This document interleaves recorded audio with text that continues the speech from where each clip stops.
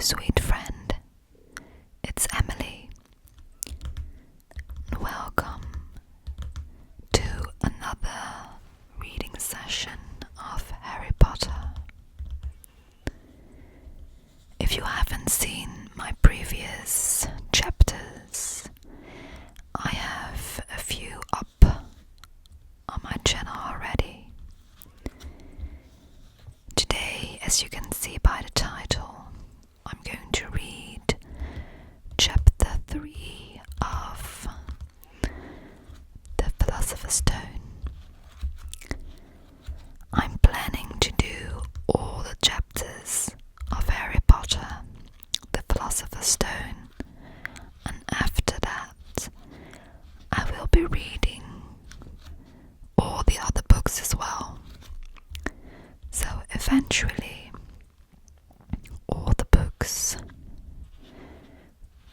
It will probably take me a while, but if you like this idea, please join me on this fun Harry Potter reading adventure. So let's take a look and read chapter 3 of the Philosopher's Stone. The letters from no one. The escape of the Brazilian boa constrictor earned Harry his longest ever punishment. By the time he was allowed out of his cupboard again, the summer holidays had started and Dudley had already broken his new cinema camera, crashed his remote control aeroplane, and, first time on his racing bike, knocked down old Mrs. Fig as she crossed Privet Drive on her crutches. Harry was glad school was over, but there was no escaping Dudley's gang, who visited the house every single day. Pierce, Dennis, Malcolm and Gordon were all big and stupid, but as Dudley was the biggest and stupidest of the lot, he was the leader. The rest of them were all quite happy to join in Dudley's favorite sport, Harry hunting. This was why Harry spent as much time as possible out of the house, wandering around and thinking about the end of the holidays, where he could see a tiny ray of hope. When September came, he would be gone. He would be going off to secondary school.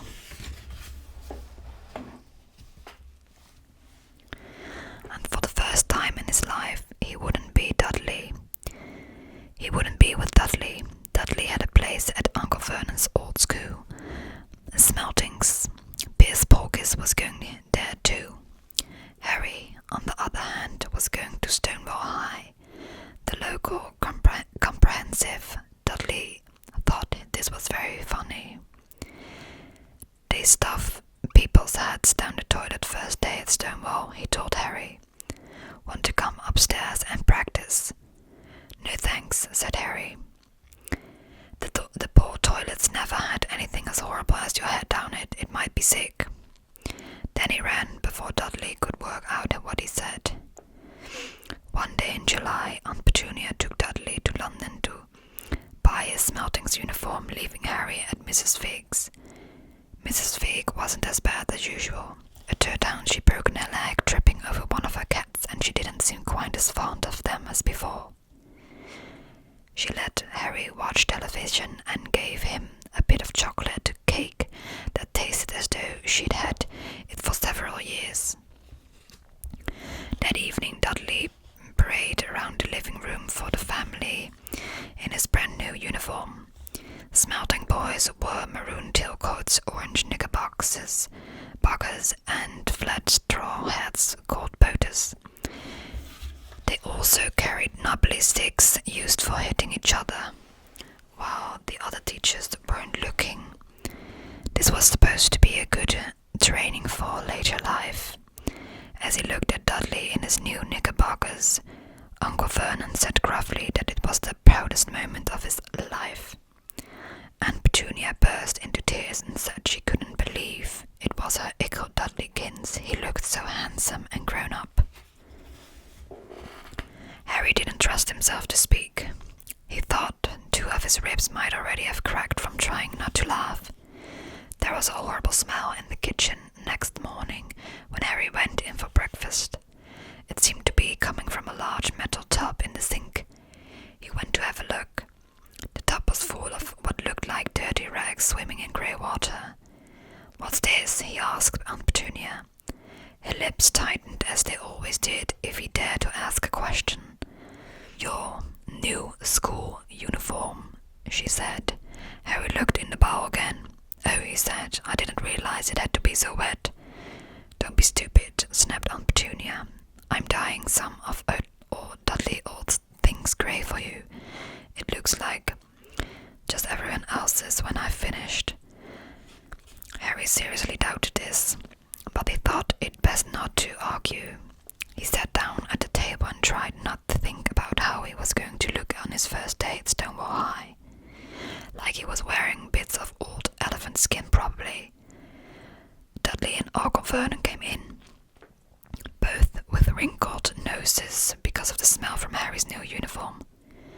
Uncle Vernon opened his newspaper as usually, and Dudley banged his smelting stick, which he carried everywhere, on the table. They heard the click of the letterbox and flop of letters on the doormat. "Get the post, Dudley," said Uncle Vernon from behind his paper.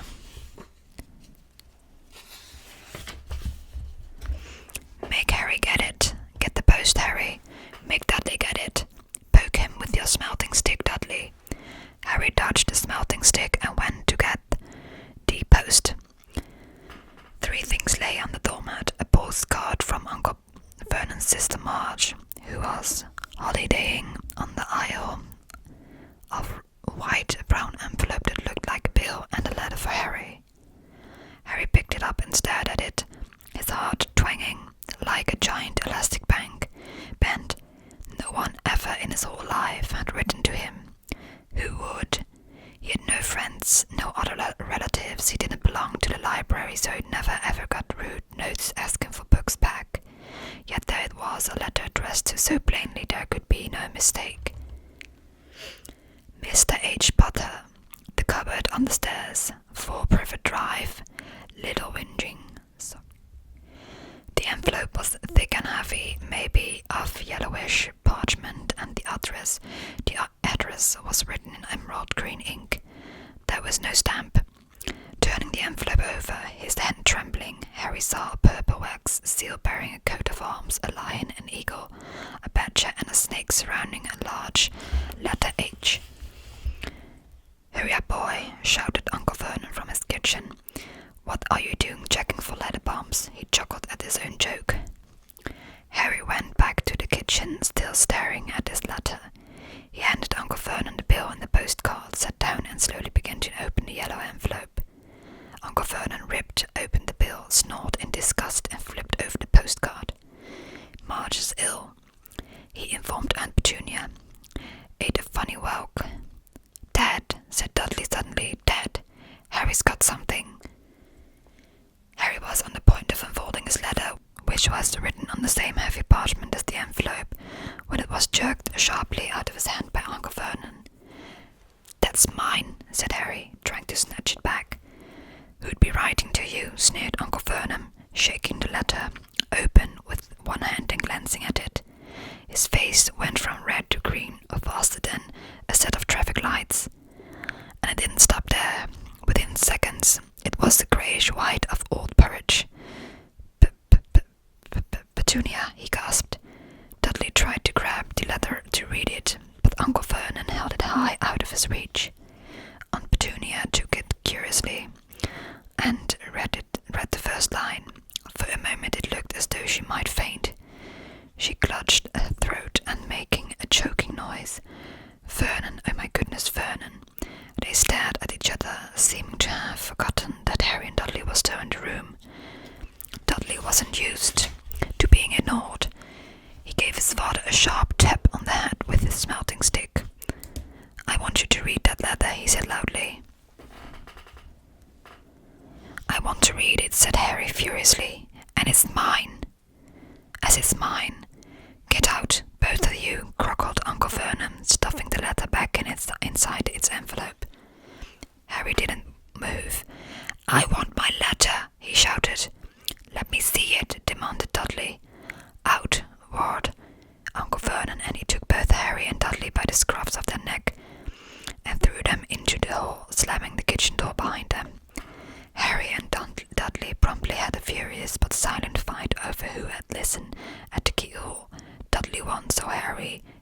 glasses dangling from one ear, lay flat on his stomach to listen at the crack between door and floor.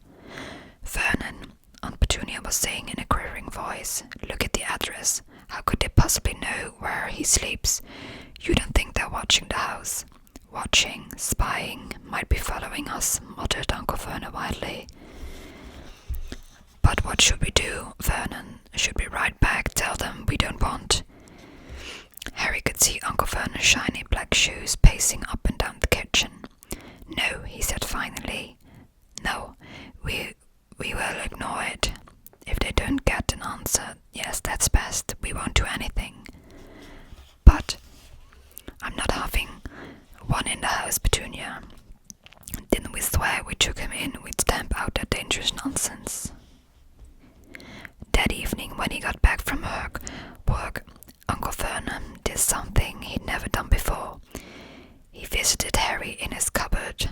"Where's my letter?" said Harry the moment Uncle Vernon had squeezed through the door. "Who's writing to me?" "No one. It was addressed to you by mistake," said Uncle Vernon shortly. "I've burned it." "It was not a mistake," said Harry angrily. "It had my cupboard on it." "Silence!" yelled Uncle Vernon, and a couple of spiders fell from the ceiling. He took a few deep breaths and then forced his face into a smile which looked quite painful. Yes, Harry, about this cupboard. Your aunt and I have been thinking you're really getting a bit big for it. We think it might be nice if you moved into Dudley's second bedroom." "Why?" said Harry. "Don't ask questions," snapped his uncle. "Take this stuff upstairs now." The Dursleys' house had 4 bedrooms, one for Uncle Vernon and Aunt Petunia, one for visitors, usually Uncle Vernon's sister Marge, one where Dudley slept, and one where Dudley kept all the toys and things that wouldn't fit into the first bedroom. It only took Harry one trip upstairs to move everything he owned from the cupboard to his room. He sat down on the bed and stared around him. Nearly everything in there was broken. The month-old cine camera was lying on the top of the wall.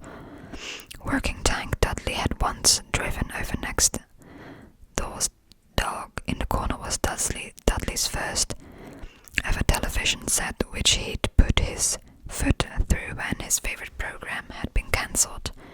There was a large bird cage which had once held a parrot that Dudley swept at school for a real air rifle, which was up on the shelf with the end or bent because Dudley had sat on it. Other shelves were full of books. There were only things in the room that looked as though they'd never been touched. From downstairs came the sound of Dudley bawling at his mother. "I don't want him here. I need that room. Make him get out." Harry sighed and stretched out on the bed.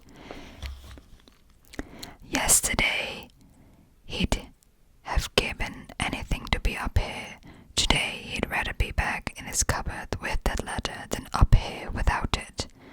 Next morning at breakfast, everyone was rather quiet. Dudley was in shock. He'd scream, whacked his father with his smelting stick, been sick on purpose, kicked his mother and thrown his tortoise through the greenhouse roof, and he still didn't have his room back. Harry was thinking about his time yesterday and bitterly wishing he'd opened the letter in the hall.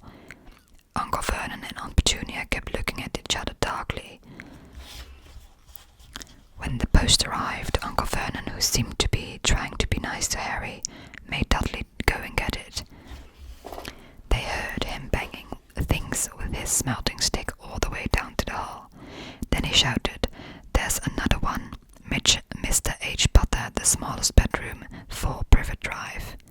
With a strangled cry, Uncle Vernon leaped from his seat and ran down to the hall, Harry right behind him. Uncle Vernon had to wrestle Dudley to the ground to get the letter from him, which was made difficult by the fact that Harry had grabbed Uncle Vernon around the neck from behind.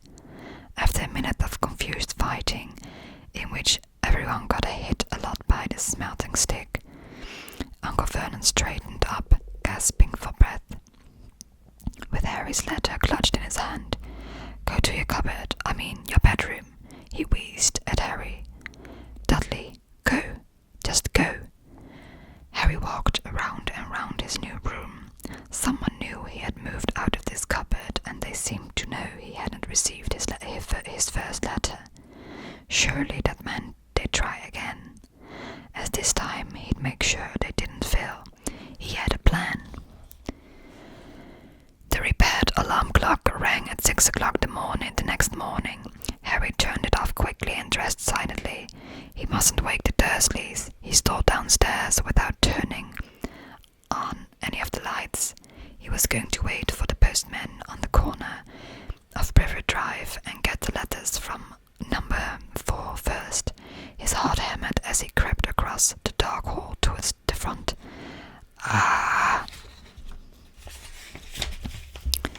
Harry leaped into the air. He'd trodden on something big and squishy in the doormat, something alive. Lights clicked on upstairs, and to his horror, Harry realized that the big squishy something had been his uncle's face. Uncle Vernon had been lying at the foot of the front door in a sleeping bag, clearly making sure that Harry didn't do exactly what he'd been trying to do. He shouted at Harry for about a half an hour and then told him to go and make a cup of tea. Harry shuffled miserably off into the kitchen, and by the time he got back, the post had arrived right into Uncle Vernon's lap. Harry could see 3 letters addressed in green ink. "I want," he began, but Uncle Vernon was tearing the letters into pieces before his eyes. Uncle Vernon didn't go to work that day. He stayed at home and nailed up the letterbox. "See," he explained to Aunt Petunia through a mouthful of nails. "If they can't deliver them, they'll just give up. I'm not sure that'll work, Vernon. Oh, these people's minds work in strange ways, Petunia. They're not like you and me," said Uncle Vernon, trying to knock in a nail with a piece of fruitcake Aunt Petunia had just brought him. On Friday, no fewer than 12 letters arrived for Harry. As they couldn't go through the letterbox, they had been pushed under the door, slotted through the sides, and a few even forced through the small window in the downstairs toilet. Uncle Vernon stayed at home again. After burning all the letters, he got out a hammer and nails and boarded up the cracks around the front and back doors so no one could go out. He hummed, tiptoed through the tulips as he worked, and jumped at small noises. On Saturday, things began to get out of hand. 24 letters to Harry found their way into the house, rolled up and hidden inside each of the 2 dozen eggs that their very confused milkman had handed Aunt Petunia through the living room window. While Uncle Vernon made furious phone calls to the post office and the dairy trying to find someone to complain to, Aunt Petunia shredded the letters in her food mixer. "Who on earth wants to talk to you this badly?" Dudley asked Harry in amazement.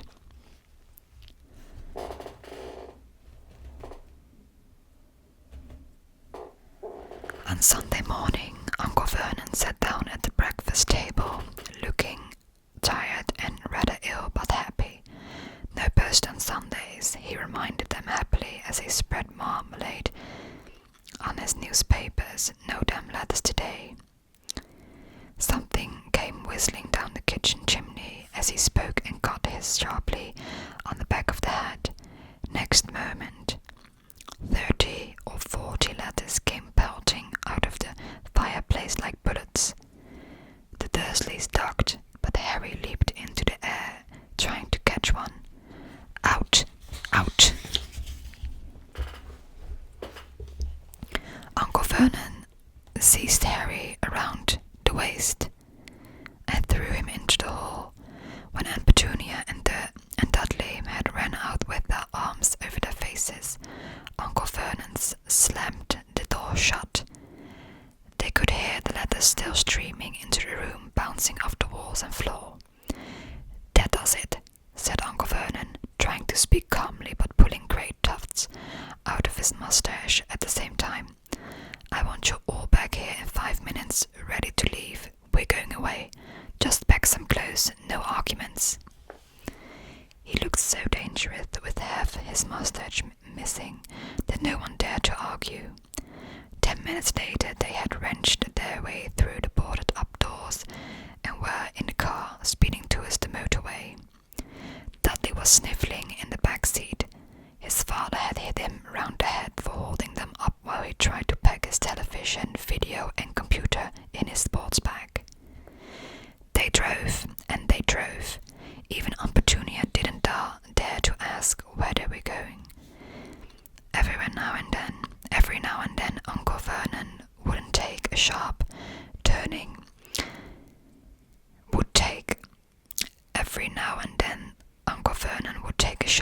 And drive in the opposite direction for a while. Shake them off, he would mutter whenever he did this. They didn't stop to eat or drink all day. By nightfall, Dudley was howling. He'd never had such a bad day in his life. He was hungry. He'd missed 5 television programs he'd wanted to see, and he'd never gone so long without blowing up an alien on his computer. Uncle Vernon stopped at the last outside, a gloomy-looking hotel at the outskirts of a big city. Dudley and Harry shared a room with twin beds and damp, musty sheets. Dudley snored, but Harry stayed awake, sitting on the windowsill, staring down at the lights of passing cars and wondering. They ate stale cornflakes and cold tinned tomatoes on toast for breakfast next day. They had just finished when the owner of the hotel came over to their table. "Excuse me, but is one of you Mr. H. Potter? Only I got about 100 of these at the front desk." She held up a letter so they could read the green ink address. "Mr. H. Potter, room 17, Railview Hotel, Cokeworth." Harry made a grab for the letter, but Uncle Vernon knocked his hand out of the way. The woman stared. "I'll take them," said Uncle Vernon, standing up quickly and following her from the dining room. "Wouldn't it be better just to go home, dear?" Aunt Petunia suggested timidly hours later, but Uncle Vernon didn't seem to hear her. Exactly what he was looking for, none of them knew. He drove them into the middle of a forest, got out, looked around, shook his head, got back in the car, and off they went again. The same thing happened in the middle of a plowed field, halfway across a suspension bridge, and at the top of a multi-story car park. "Daddy's gone mad, hasn't he?" Dudley asked. Aunt Petunia Dolly late that afternoon. Uncle Vernon had parked at the coast, locked them all inside the car, and disappeared. It started to rain. Great drops beat on the roof of the park. Dudley sniffled. "It's Monday," he told his mother. "The great Umberto's on tonight. I want to stay somewhere with the television." Monday. This reminded Harry of something. If it was Monday, and you could usually count on Dudley to know the days of the week because of television, then tomorrow, Tuesday, was Harry's 11th birthday. Of course, his birthdays were never exactly fun. Last year, the Dursleys had given him a coat hanger and a pair of Uncle Vernon's old socks. Still, you weren't 11 every day. Uncle Vernon was back and he was smiling. He was also carrying a long, thin package and didn't answer Aunt Petunia when she asked what he bought. "Found the perfect place," he said. "Come on, everyone out." It was very cold outside the car.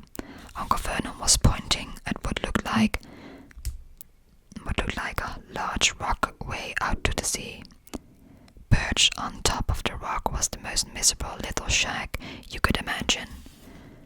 One thing certain, there was no television in there. "Storm forecast for tonight," said Uncle Vernon gleefully, clapping his hands together, "and this gentleman's kindly agreed to lend us his boat." A toothless old man came pointing with a rather wicked grin at an old rowing boat bobbing in the iron grey water below them. "I've already got us some rations," said Uncle Vernon, "so all aboard." It was freezing in the boat. Icy sea spray and rain crept down their necks, and a chilly wind whipped their faces. After what seemed like hours, they reached the rock, where Uncle Vernon, slipping and sliding, led the way to the broken-down house. The inside was horrible. It smelled strongly of seaweed. The wind whistled through the gaps in the wooden walls, and the fireplace was damp and empty. There were only 2 rooms. Uncle Vernon's rations turned out to be a packet of crisp each and 4 bananas. He tried to start the fire, but the empty, crisp packets just smoked and shriveled up. "Could do with some of the lettuce now, eh?" he said cheerfully. He was in a very good mood. Obviously, he thought nobody stood a chance of reaching them there in a storm to deliver post. Harry privately agreed, though the thought didn't cheer him up at all.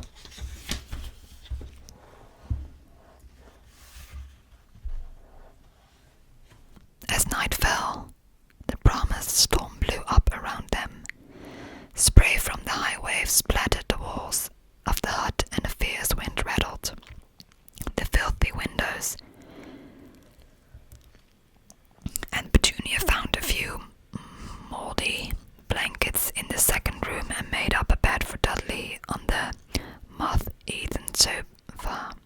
She and Uncle Vernon went off to the lumpy bed next door, and Harry was left to find the softest bit of the floor and had to curl up under the thinnest, most ragged blanket. The storm raged more and more ferociously as the night went on. Harry couldn't sleep. He shivered and turned over, trying to get comfortable, his stomach rumbling with hunger. Dudley's snores were drowned by the low rolls out of thunder that started near midnight. The lighted dial of Dudley's watch, which was dangling over the edge of his sofa on his fat wrist, told Harry he'd been 11 in 10 minutes' time. He lay and watched his birthday tick nearer, wondering if the Dursleys would remember it all, wondering where the letter writer was now. 5 minutes to go. Harry heard something creak outside. He hoped the roof wasn't going to fall in, although he might be warmer if it did. 4 minutes to go. Maybe the house in Privet Drive would be so full of letters when they got back. They'd be able to steal one somehow. 3 minutes to go. Was that the sea slapping hard on the rock like that? And 2 minutes to go. What was that funny crunching noise? Was the rock crumbling into the sea? 1 minute to go, and he'd beat 11. 30 seconds. 20. 10. 9. Maybe he'd wake Dudley up just to annoy him. 3, 2, 1. Boom! The whole shack shivered, and Harry sat bolt upright, staring at the door. Someone was outside, knocking,